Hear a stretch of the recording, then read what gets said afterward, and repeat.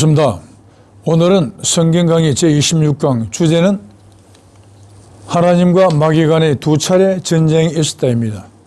보통 사람들은 하나님을 전지전능하신 분이라고 그렇게 알고 있습니다. 만약 하나님이 실제로 전지전능한 분이셨다면 못할 것이 없고 모르는 것이 없다는 그런 능력을 가지고 계시기 때문에 이런 주제가 나올 수가 없습니다. 이런 주제가 나왔다는 것은 하나님께서 전지전능하신 존재가 아니었다는 것입니다. 본문에 들어가도록 해보겠습니다.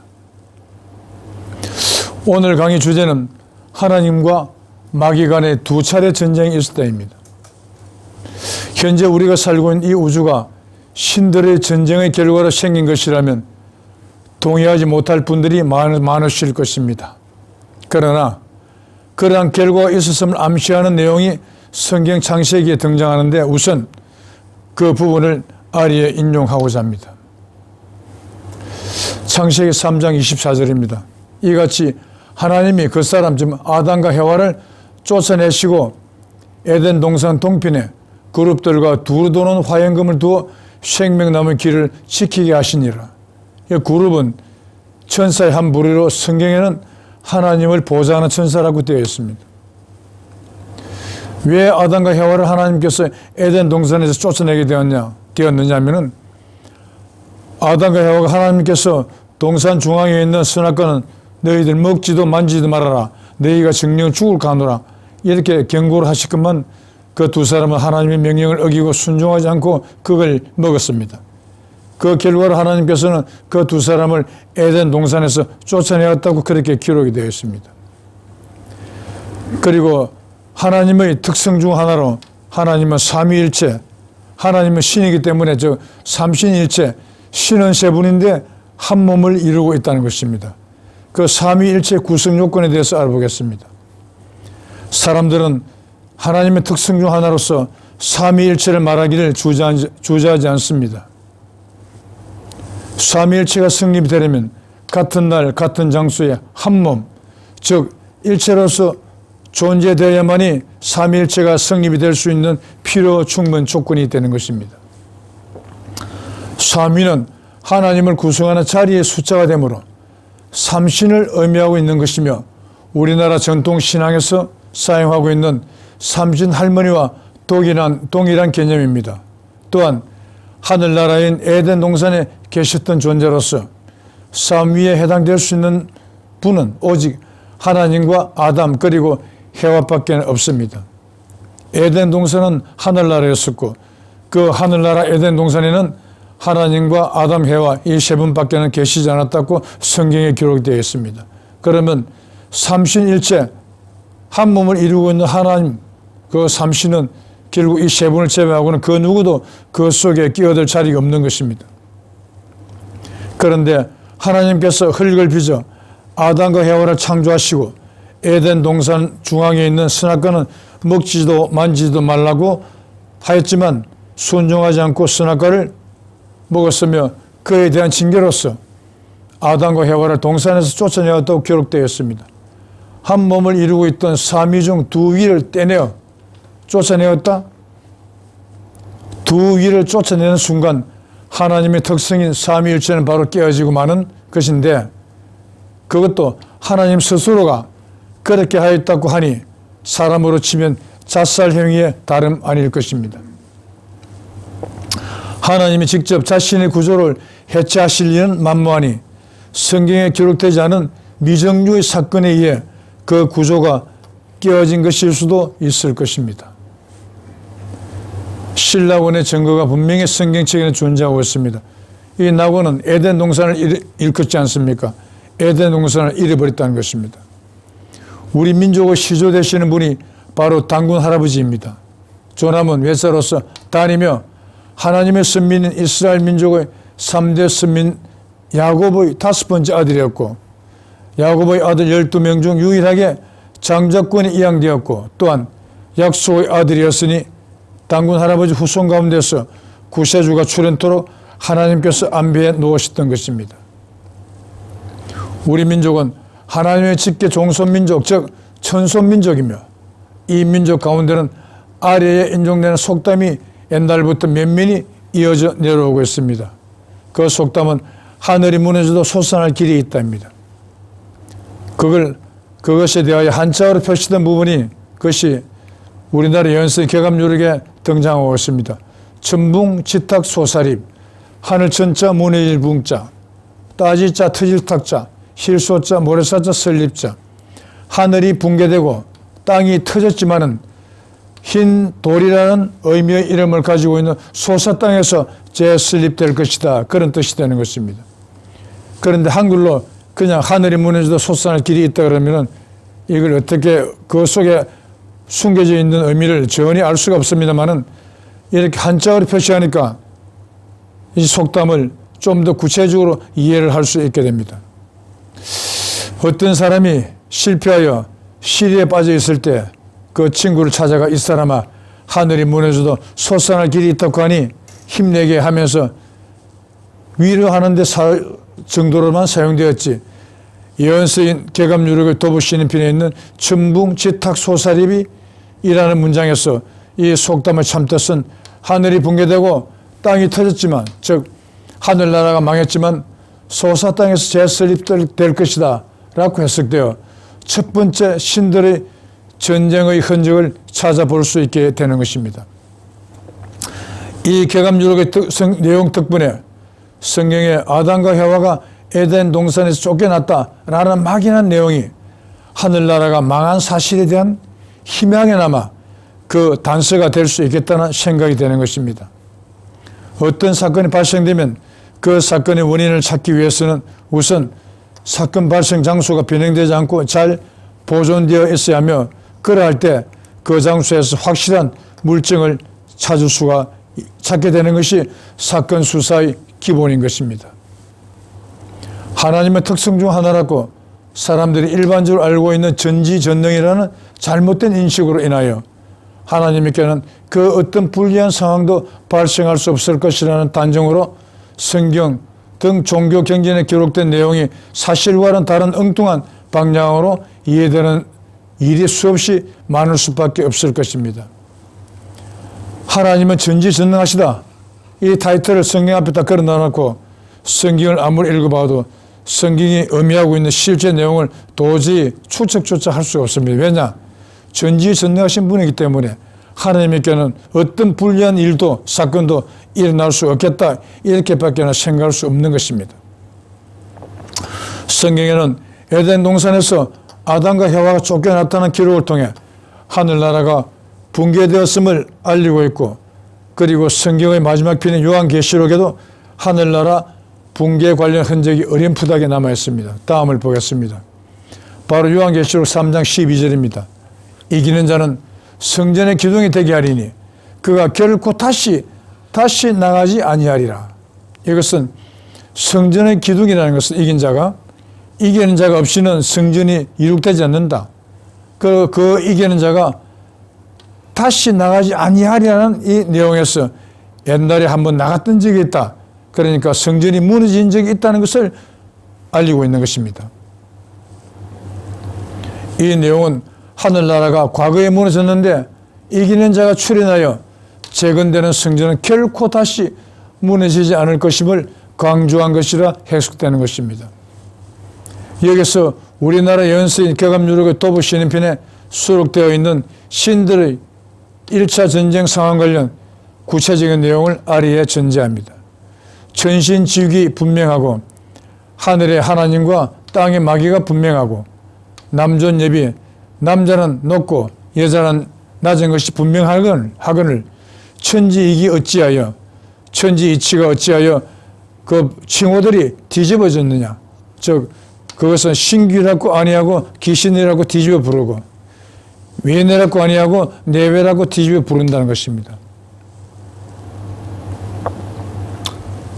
그래서 천지 상생 혼돈시에 하늘과 땅 그러니까 하늘의 하나님과 땅의 마귀가 서로 싸우는 혼돈한 때에 천신부 하나님이 지고 땅의 마귀가 이겼습니다. 이 때문에 승리자인 마귀의 노름으로 천지 반복할 일 없어 천지가 다시 되돌릴 수 없어 지상권을 잃게 되었고 그렇게 해서 귀신 세상이 되었으니 신기라고 할 수 없고 남양여음, 남자는 양이고 여자는 음이지만 음기 발동 자색으로 음신인 마귀가 발동하는 세상이 된 거로 남부 열성 탈권으로 그러니까 그래 된 것은 남자가 지고 여자가 이겨서 남자가 여자에게 군한을 뺏겼다는 것입니다. 또한 그것은 귀성신부, 귀신이 이기고 하나님이 진 결과가 마찬가지 결과가 되는 것입니다. 그래서 양음이라 못하고 음양으로 되었으며 남녀의 연애 분명치만 내외라고 칭호로서요. 이 내용에는 천신인 하나님과 지기인 마귀와의 전쟁에서 천신인 하나님이 패하여 마귀가 지배하는 세상이 된 결과 신기라 아니하고 귀신이라 호칭하고 외내라 아니하고 내외라 하며 양음이라 못하고서 음양으로 부르는 현 세상이 잘못되어 있음을 뒤집어져 있음을 고발하고 있는 것입니다. 이렇게 하나님과 마귀의 1차 전쟁에서 하나님이 마귀에게 피하여 모든 권한을 빼앗겨 죽음이 지배하고 있는 현 세상으로 되었음을 알려주고 있습니다. 만약 하나님께서 사람들이 상식적으로 알고 있는 전지전능한 존재가 확실하다면 방금 인용된 내용이 민족의 대연설 기감 누락에 기록되어 있을 이유가 전혀 없는 것입니다. 그래서 1차 전쟁의 패배로 하나님께서 마귀와의 투지 전쟁에서 1차 전쟁에서 하나님이 패배한 까닭에 사람은 마귀의 종이 되었다. 그러니까 삼신일체 하나님과 아담과 해와 이 삼신이 한 몸을 이루고 있었지만은 마귀와 1차 전쟁에서 패배하여 하나님의 성전인 에덴 동산이 무너졌습니다. 그래서 아담 하나님과 해와 하나님은 육체를 입은 인간으로 전락이 되어버렸던 것입니다. 그렇게 된 것은 바로 마귀의 종이 되었다는 것입니다. 성경 또한 하나님과 마귀와의 관계에서 벌어지고 있는 상황들에 대해 여러 각도에서 바라본 내용의 기록에 다름 아닐 것입니다. 다음에 인용되는 성경 구절을 보도록 하겠습니다. 바로 히브리서 2장 14절입니다. 사망의 세력을 잡은 자 곧 마귀를 없이 하시며 왜 이런 결과가 나타났겠습니까? 하나님이 마귀에게 패배를 하였기 때문에 하나님은 신은 사람 속에 양심으로 되어서 마귀에게 갇히는 신세가 되어버린 것입니다. 그리고 사망근세를 찾고 있는 마귀의 영인 욕심이 하나님의 영인 양심을 마귀의 옥에 가두고 있는 상태가 바로 우리 인간이고 모든 이 세상의 모든 물질인 것입니다. 이와 같이 조금 전에 인용된 개감요록의 내용과 동일함을 증명하는 것과 마찬가지가 됩니다. 그리고 요한일서 1장 1절에서 1장 4절까지 말씀 내용입니다. 말씀으로 이 세상을 지었으니 말씀은 생명이요 생명은 빛이요 빛은 성령이라. 그러니까 생명은 빛이요 빛은 성령 즉 하나님이라는 것입니다. 그러니까 모든 생명체 속의 생명이 바로 빛이며 하나님의 빛이며 그것은 하나님 자체라는 것입니다.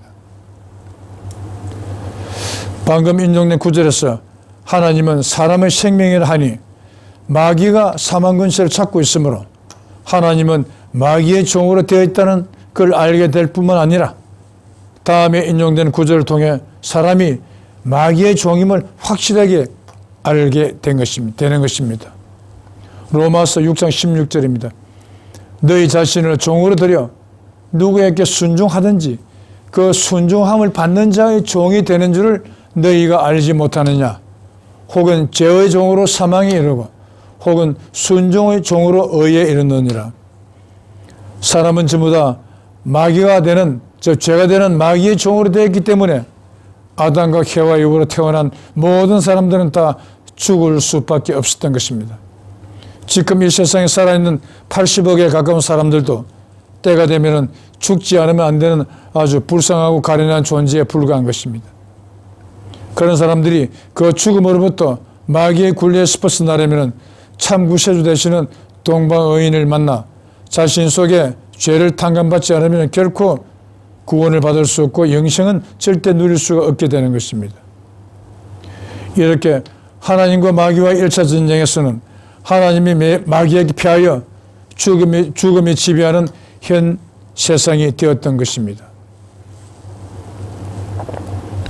그리고 2차 전쟁의 결과 하나님의 승리로 죽음이 없어지게 되어 있습니다.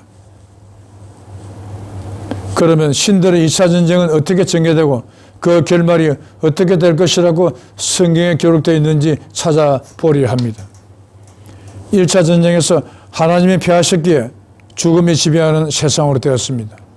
그래서 이 세상에는 사람을 위시해서 모든 나무나 식물도 그렇고 태어난 모든 생명체는 영원무궁토록, 즉 영생하는 존재는 하나도 없습니다. 그 이유는 전부 다 사망의 신 마귀의 종으로 되어 있기 때문이라는 것을 조금 전에 로마서에서 보았지 않습니까? 1차 전쟁에서 하나님이 패하셨기에 죽음이 지배하고 있는 이 세상으로 되었습니다. 그러나 성경은 여러 곳에서 죽음의 지배가 반드시 끝이 나게 될 것이라고 기록되어 있으며 그러한 내용을 아래에 인용합니다. 이사야서 25장 8절입니다.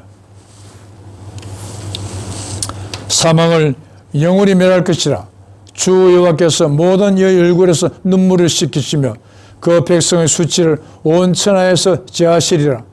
여호와께서 이같이 말씀하셨느니라. 사망을 영원히 없앤다 했습니다. 누가? 하나님이 구세주로 오셔서 구세주 하나님이 사망을 영원히 없앤다. 그래서 모든 사람들의 얼굴에서 눈물이 흐르지 않게 한다.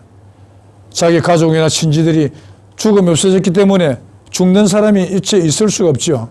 그러니까 얼굴에 눈물이 흐를 일이 전혀 없게 된다는 것입니다. 또한 이사야서 26장 19절입니다. 주의 이슬은 빛난 이슬이니 땅이 죽은 자를 내어 놓으리로다. 일전에 강의에서도 몇 번 말씀드렸지만 이 이사야서 26장 19절은 구세주가 이 땅에 오시는 목적이 뭐냐? 구세주의 소명에 적혀있는 내용입니다. 구세주는 맨손으로 오시는 것이 아니라 빛난 이슬을 들고 나오신다 했습니다. 그렇게 빛난 이슬을 든 소지하신 구세주가 한 번이라도 이 땅에 오시면 이 땅은 어떠한 세상이 되겠습니까? 바로 죽음이 없는 지상천국으로 바뀌게 되어 있다는 것입니다. 안타깝게도 지금 이 세상에는 2022년 전에 유태 땅 베들레헴에서 태어난 그분을 구세주라고 부르고 있습니다. 그분이 오실 때 분명히 확실하게 빛난 이슬을 들고 나오셨습니까? 아닙니다. 빛난 이슬을 들고 나온 존재는 이 세상에 인류 역사 6,000년이 지나도록까지 한 번도 없었습니다. 그리고 구세주가 왔다면 그때부터 이 땅은 죽음이 없는 세상이 되도록 되어 있습니다. 하지만 태초부터 지금까지 한 번도 죽음이 없어진 적이 없었으니 그 결과는 무엇을 방증하는 것입니까? 바로 이사야서 26장 19절 구세주가 한 번도 이 세상에 오신 적이 없다는 것을 뚜렷하게 증거해 주는 내용이 되는 것입니다. 그런데 한간의 종교단체에서는 구세주가 한번 오셨으면 다시 하늘로 올라가 버렸었고 재림, 새로 다시 올 것이라고 하고 있습니다. 그러한 말을 하는 분들에게 묻고 싶습니다. 이 이사야서 26장 19절의 내용을 그분들은 도대체 어떻게 이해를 하시길래 그런 엉터리 주장들을 하십니까? 그리고 계시록 9장 6절입니다. 그날에는 사람들이 죽기를 구하여도 얻지 못하고 죽고 싶으나 죽음이 저희를 피하리로다. 실제 이런 일은 없겠지만 왜 이런 말이 적혀 있겠습니까? 죽음이 없어진 그 이후의 세상에 대해서 이렇게 에둘러서 표현을 해놓은 것입니다. 뿐만 아닙니다. 고린도전서 15장 26절입니다. 맨 나중에 멸망받을 원수는 사망이니라. 일반적으로 종교단체에서는 그 모든 종교단체에서는 전부 다 자신들이 믿는 신을 진짜는 아니지만 그 신을 믿으면 열심히 믿으면 죽어서 구원받고 천국에 또는 극락에 들어갈 수 있다고 주장들 하고 있습니다. 즉 사후세계를 인정하는 그런 말들을 하고 있습니다. 그러나 그 자체가 얼마나 허무맹랑한 잘못된 말인지를 이 고린도전서 15장 26절이 바로 그것을 심판해 버렸습니다. 죽어서 갈 수 있는 곳이 아니라 사후세계가 있는 것이 아니라 이 땅에서 죽음이 없어진다는 것입니다. 그때가 언제냐? 바로 맨 나중이라고 했습니다. 이 맨 나중에 그러면 지금부터 5년 뒤에 옵니까? 100년 뒤에 옵니까? 이 맨 나중이 언제인지는 모르지만 하여튼 현 시점에서 5시간 뒤도 나중이요. 3,000년 뒤도 나중이라고 할 수 있습니다. 그러면은 맨 나중은 더 이상 미래로 넘겨질 수 있는 시간이 전혀 없는 마지막 지점, 즉 말세가 맨 나중이 되는 것입니다. 그러므로 죽음을 없애는 존재는 누굽니까? 오로지 한 분, 구세주만이 죽음을 없애는 존재입니다.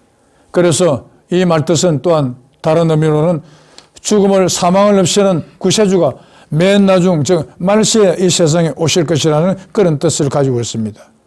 다시 말씀드리면 말세의 주인공은 구세주이며 구세주가 출현하셔야 그때부터 말세가 이루어지기 시작하여 완성이 된다는 것입니다. 그 말세는 바로 하나님께서 영원무궁토록 쉬신다는 안식일을 일컫는 것입니다. 한간의 종교단체에서는 토요일이다, 일요일이다 이렇게 도토리 기재를 하지만 둘 다 틀렸습니다. 그래서 죄인인 사람들은 하나님의 도가 기록되어 있는 성경은 아무리 읽어봐도 그 참뜻은 절대 모르게 되어 있다. 꼭 호시아서 14장 9절에 뚜렷하게 경고를 해놓았습니다. 그리고 고린도전서 15장 54절입니다. 이 썩을 것이 썩지 아니함을 입고 이 죽을 것이 죽지 아니함을 입을 때에는 사망이 이김에 삼킴 되리라고 말씀된 내용이 응하리라. 자, 사망을 이김이 삼켜버린다고 했습니다. 그러면 적어도 종교단체에 근무하시는 성직자분들이라면 찾아오시는 신도분들에게 사망을 삼켜버리는 이김이 어떤 존재이며 언제 어느 나라에서 출현하실 것인지 적어도 그것에 대해서는 알려줄 의무가 반드시 있지 않겠습니까? 하지만 그것을 알려주기 위해서는 고사하고 그 사람들도 이김이 왜 사망을 삼켜버리게 되는지 도저히 모르는 상태입니다. 하여튼 이 내용들도 죽음이 없어질 것이라는 것을 뚜렷하게 알려주고 있는 것입니다. 또한 그뿐만 아닙니다. 로마서 8장 21절입니다. 그 바라는 것은 피조물도 썩어짐의 종로로 한 데서 해방되어 하나님의 자녀들의 영광의 자유에 이르는 것이니라. 식물들이나 동물들이나 사람이나 생명 그 자체는 반드시 하나님의 빛입니다. 요한복음 1장 1절부터 4절에 기록되어 있듯이 생명이요 빛이요.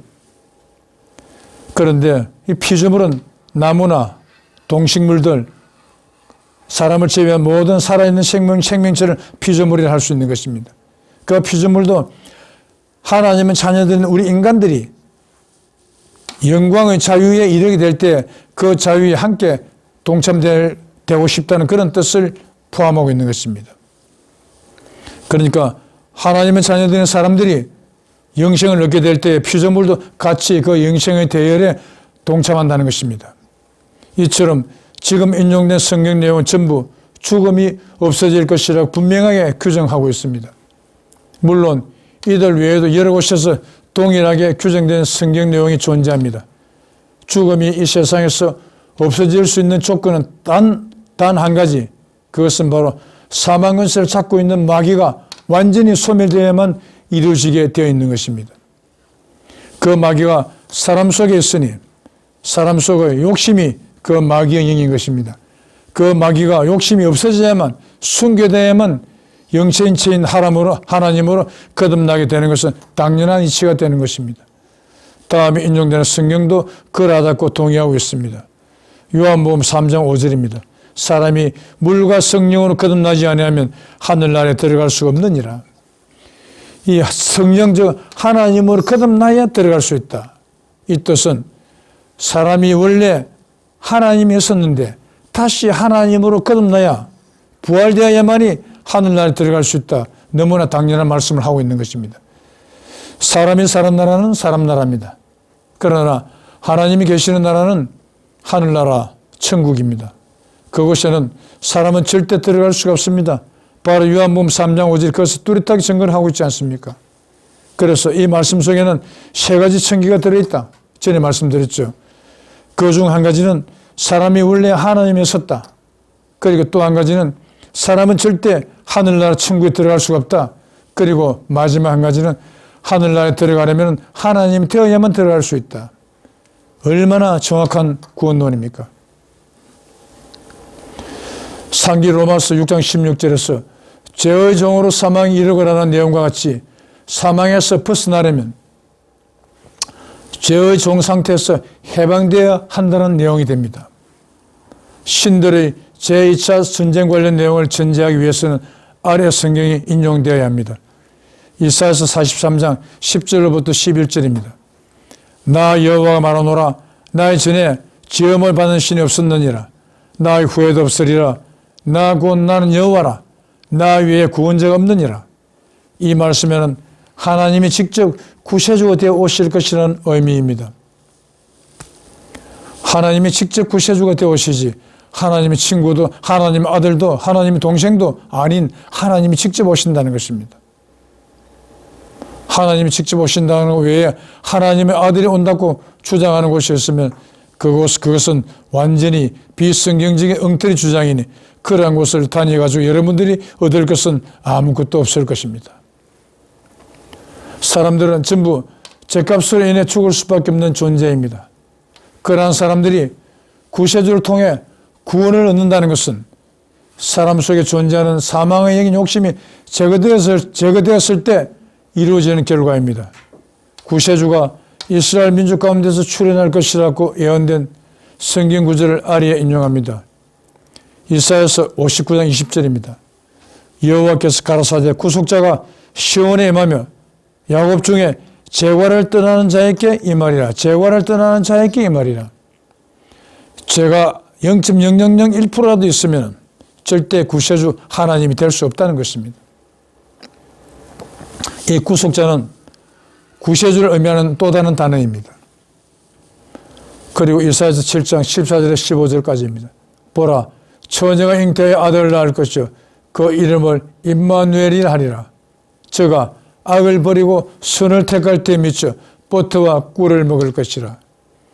방금 인용된 성경들에서 야곱은 이스라엘의 3대 선민입니다. 그의 후손 가운데서 구속자, 즉 구세주가 출현하는데 구세주가 되는 조건은 재활을 떠나는 자라야 한다는 것입니다. 그러니까 죄가 조금이라도 있으면 절대 하나님이 될 수 없고 구세주는 될 수 없다는 것입니다. 그리고 처녀가 낳은 아들도 악을 버리고 선을 택할 때 버터와 꿀을 먹을 것이라 명시되어 있으니 버터와 꿀을 먹는다는 것은 천국으로 상징되는 젖과 꿀이 흐르는 가나안 복지에 들어갔다. 즉 하나님을 거듭났다는 의미로서 구세주 하나님이 되었다는 의미가 되는 것입니다.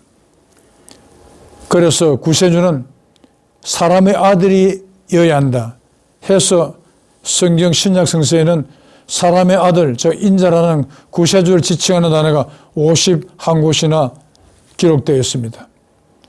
왜 구세주는 사람의 몸을 입지 않으면 안 되는가?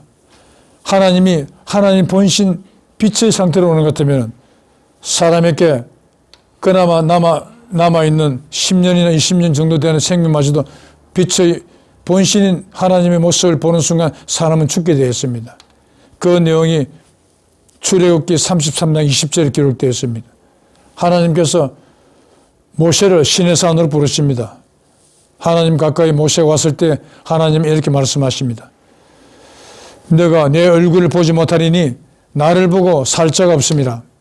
그러니까 사람은 죄인이기 때문에 죄가 조금이라도 있는 사람은 하나님의 본신인 하나님 빛의 얼굴, 하나님 본신의 얼굴을 보면 죽는다는 것입니다.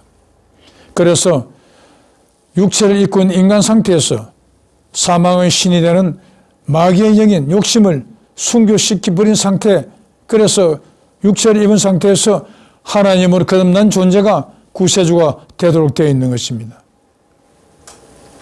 그렇지 않고 하나님 본신 상태로 빛의 상태로 오는 것 같으면 사람을 죽이러 오는 것이지 사람을 살리러 오는 상태가 될 수 없는 것입니다. 이렇게 두 번째 전쟁은 구세주 예정자인 사람 속에서 치러지는 하나님의 영인 양심과 마귀의 영 욕심 간의 전쟁이며 이 전쟁은 요한계시록 16장 16절에서 아마겟돈으로 지칭되었습니다. 이 구세주 예정자는 요한계시록 9장 1절에 이렇게 기록되어 있습니다. 다섯 번째 천사가 나팔을 부니 하늘에서 땅에 떨어진 별 하나가 있는데 저가 무저갱의 열쇠를 받았더라. 무저갱은 없을 무자 바닥 저자 구덩이 경자입니다. 바닥이 없는 구덩이, 이 무저갱은 지옥을 의미하는 단어입니다. 그러니까 다섯 번째 천사가 나팔을 불매 하늘에서 떨어진 별 하나가, 땅에 떨어진 별 하나가 있다. 여자를 밭 또는 땅으로 비유를 하지 않습니까?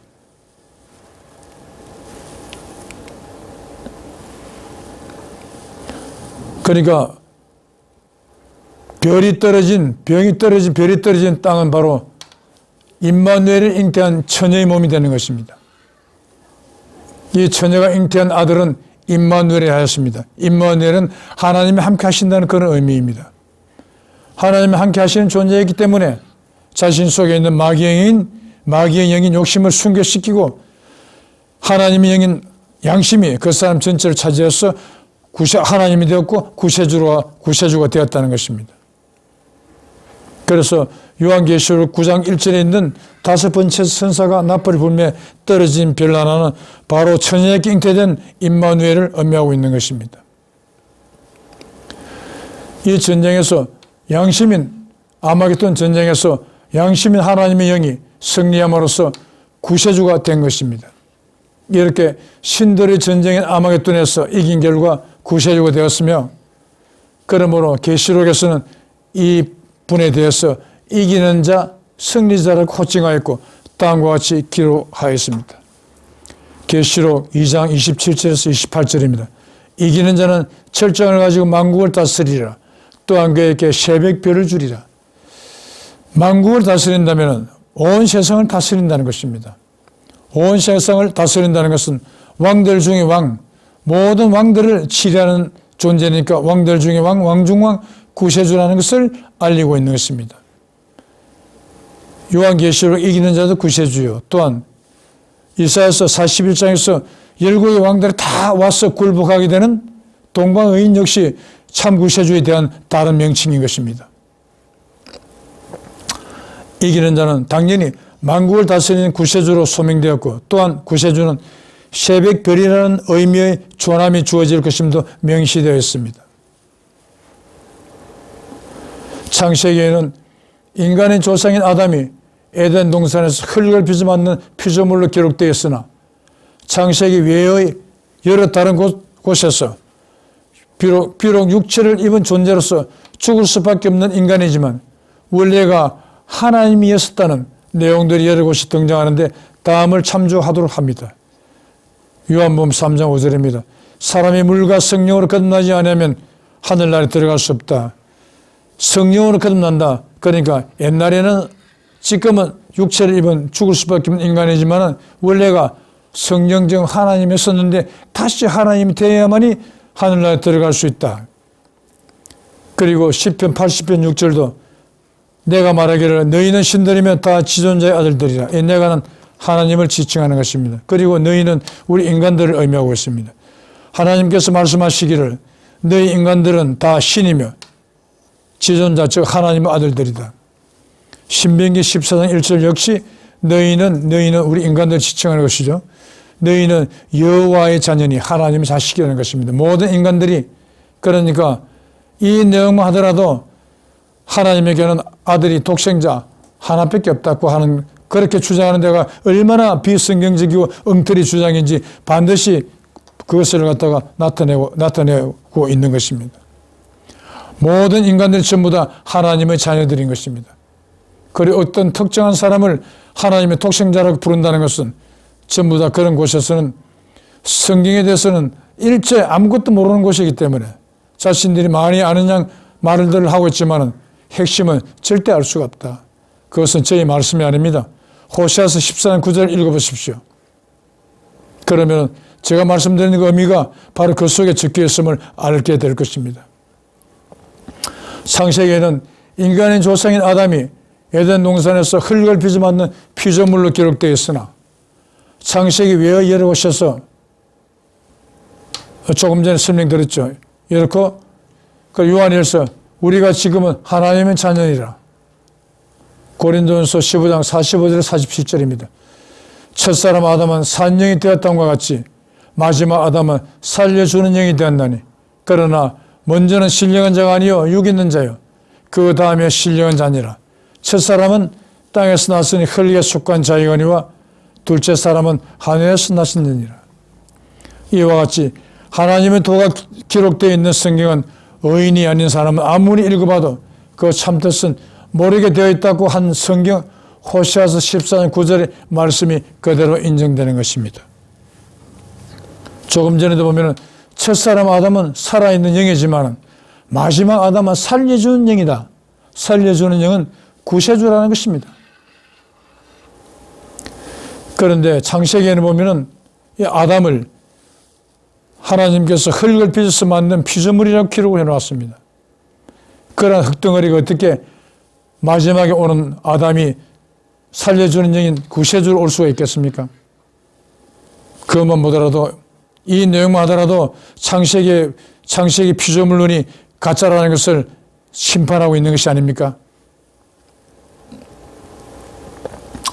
결론입니다.